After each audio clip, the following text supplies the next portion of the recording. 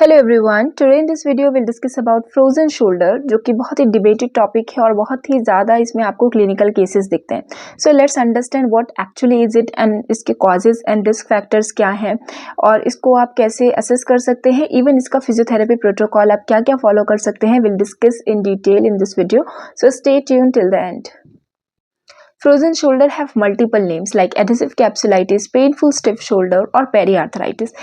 इसके नेम भले ही अलग अलग हैं but everything have same condition. जैसे कि इसमें पेन रहेगा, स्टार्टिंग में इनिशियली पेनफुल मूवमेंट्स रहेंगे, उसके बाद वो मूवमेंट्स प्रोग्रेस होकर के कंडीशन और ज़्यादा प्रोग्रेस होने के बाद रेस्ट्रिक्टेड एक्टिव मूवमेंट्स आने लगेंगी। फिर वो रेस्ट्रिक्शन आपके पैसिव मूवमेंट में भी आपको फील होगा in the glenohumeral joint range of motion, और फिर वो स्पॉन्टेनियस या स्पॉन्टेनियसली कंप्लीट या नियरली कंप्लीट रिकवरी तक पहुंच जाता है वाया डिफरेंट स्टेजेस। उन स्टेजेस को हम आगे डिस्कस करेंगे। Okay, next is the epidemiology and etiology of frozen shoulder which is very complex and multifactorial, जिसमें जेनेटिक एंड एनवायरमेंटल दोनों ही फैक्टर्स इसमें बहुत इंपॉर्टेंट रोल प्ले करते हैं।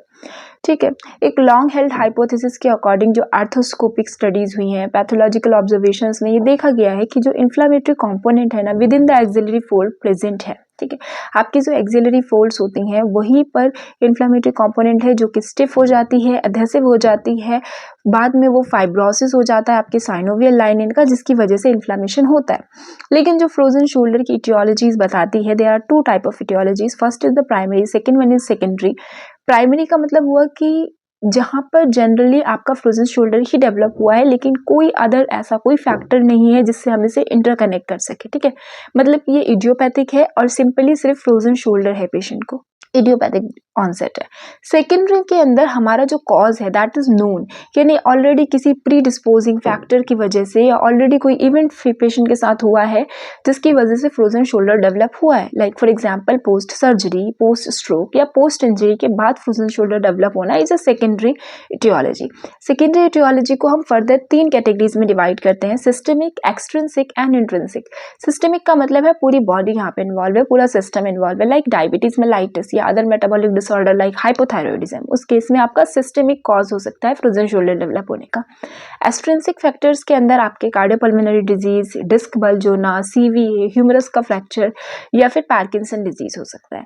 इंट्रिंसिक फैक्टर्स के अंदर आपके रोटेटर कफ में पैथोलॉजी है, यानी कि यहाँ पे शोल्डर जॉइंट के अंदर की बात हो रही है। ठीक है, फ्रोजन शोल्डर का जो मेन रीजन है, रोटेटर कफ पैथोलॉजी डेवलप हो गई, बाइसेप टेंडिनोपैथी डेवलप हो गई, कैल्सिफिक टेंडिनोपैथी डेवलप हो गई, या फिर जो आपका एक्रोमियोक्लेविकुलर जॉइंट है उसमें आर्थराइटिस डेवलप हुआ है जिसकी वजह से फ्रोजन शोल्डर है, यानी कि रेस्ट्रिक्टेड पेनफुल मूवमेंट्स आपको दिख रहे हैं पेशेंट के अंदर।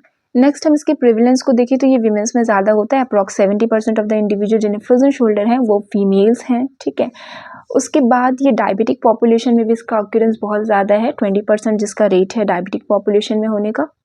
Now have a look in the risk factor and red flags of frozen shoulder. First one is the diabetes mellitus, जिसका प्रिवलेंस मैंने बताया 20% है कि डायबिटीज मेलाइटिस है तो फ्रोजन शोल्डर होने के चांसेस हैं। स्ट्रोक के बाद भी फ्रोजन शोल्डर डेवलप हो सकता है। थायराइड डिसऑर्डर है लाइक हाइपोथायरॉयडिज्म है।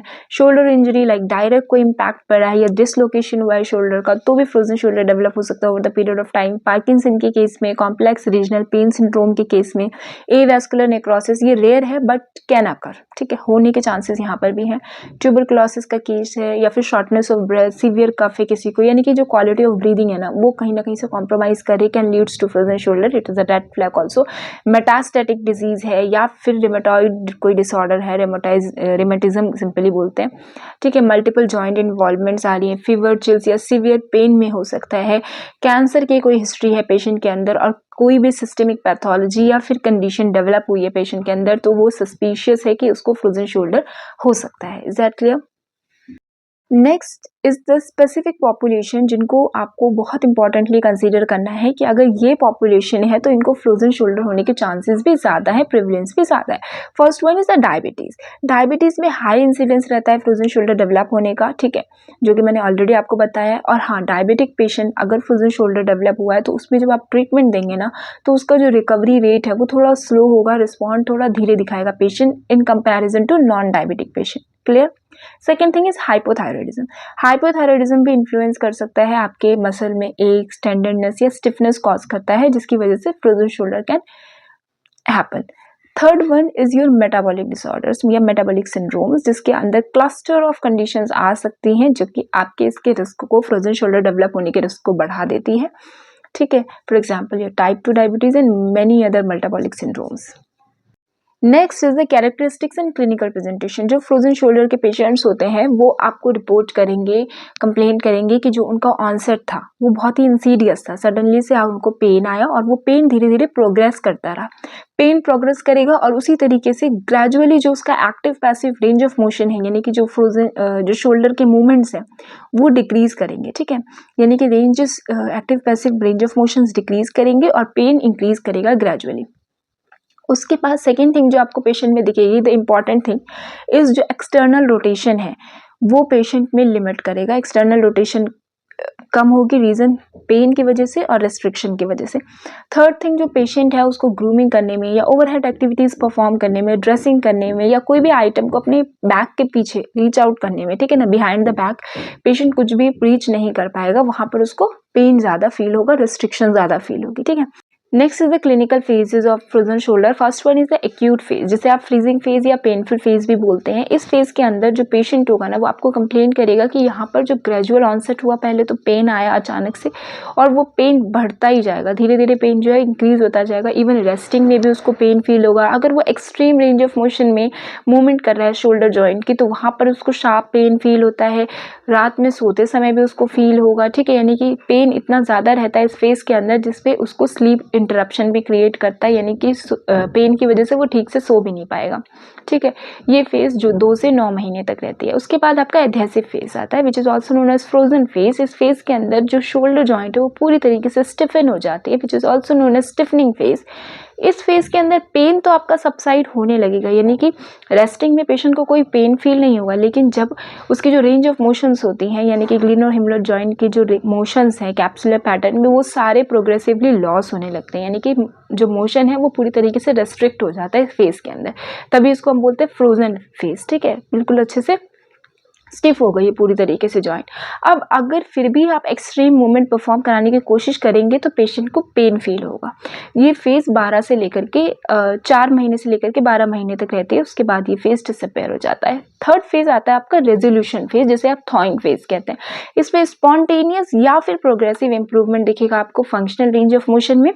ठीक है, जो कि 5 से 24 महीने तक के बीच में कहीं आएगा। इस फेज के अंदर जो उसकी रेंज ऑफ मोशंस है वो सारी इंप्रूव होने लगेगी, पेन सबसाइड हो जाएगा। ठीक है, ये रेजोल्यूशन फेज है। तभी बहुत सारी स्टडीज ये सजेस्ट करती है कि ये एक सेल्फ लिमिटिंग कंडीशन है जो कि 3 साल के अराउंड अपने आप में ठीक हो जाता है। लेकिन बहुत सारे स्टडीज ये भी कहती है कि 40% ऑफ द पेशेंट ऐसे हैं जिनमें परसिस्टेंट सिम्टम्स रह जाते हैं, मूवमेंट में रेस्ट्रिक्शन रह जाता है बियॉन्ड 3 ईयर्स। ठीक है, और ये एस्टिमेशन मिला है कि 15% ऑफ द केसेस जो फ्रोजन शोल्डर के होते हैं उसमें पेन परसिस्ट कर जाता है, इवन लॉन्ग टर्म डिसेबिलिटी रह जाती है। सो गाइस, इफेक्टिव ट्रीटमेंट से जो ये आपका सिम्टम का ड्यूरेशन है इसे शॉर्टन किया जा सकता है, पेशेंट को लॉन्ग टर्म डिसेबिलिटी से प्रिवेंट किया जा सकता है, जिसके लिए physiotherapy play a crucial role. जिसके अंदर फिजियोथेरेपी प्रोटोकॉल के अंदर हम कैसे फ्रोजन शोल्डर को विद इन अ वीक बहुत अच्छे से रिकवर कर सकते हैं, पेशेंट वापस अपना रिटर्न टू एक्टिविटी जा सकता है, प्रॉपर रेंज अचीव कर लेगा with the perfect physiotherapy management, जिसको हम आगे नेक्स्ट वीडियो में पूरा का पूरा प्रोटोकॉल डिस्कस करेंगे। So hope you guys like the video, do subscribe and share. Bye bye, take care.